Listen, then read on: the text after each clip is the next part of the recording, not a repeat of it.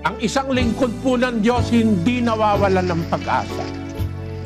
Kung halimbawa wala ng taong tutulong sa iyo, meron pang isang natitira. Meron pang isang Diyos na mas nakakaunawa ng lahat ng bagay kaysa sa kanino man tao. Wala pong problema na mas malaki kaysa sa Diyos. Malaki ang Diyos kaysa lahat ng problema.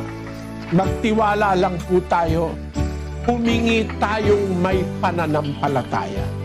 May Diyos, meron siyang magagawa, meron siyang maitutulong. Sa pamamagitan ng wika ng panalangin at daing na may pagpapasalamat, ipakilala ninyo ang inyong mga kahilingan sa Diyos.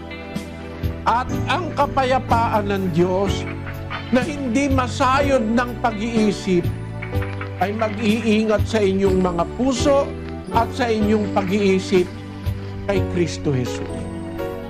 Pero kung meron kang nadadaingan Diyos, iba po yung meron kang Diyos, mga kapatid, na kinikilala.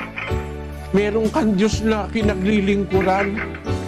Malalapitan mo sa panahon ng pangangailangan gaya nung sinasabi sa Hebreo.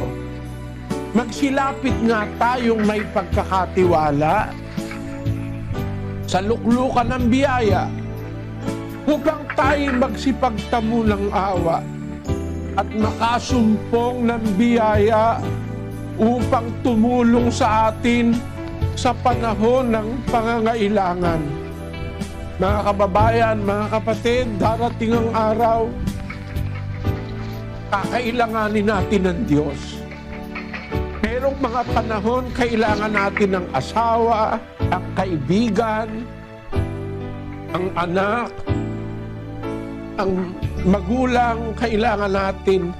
Meron darating panahon, kailangan natin ng Diyos.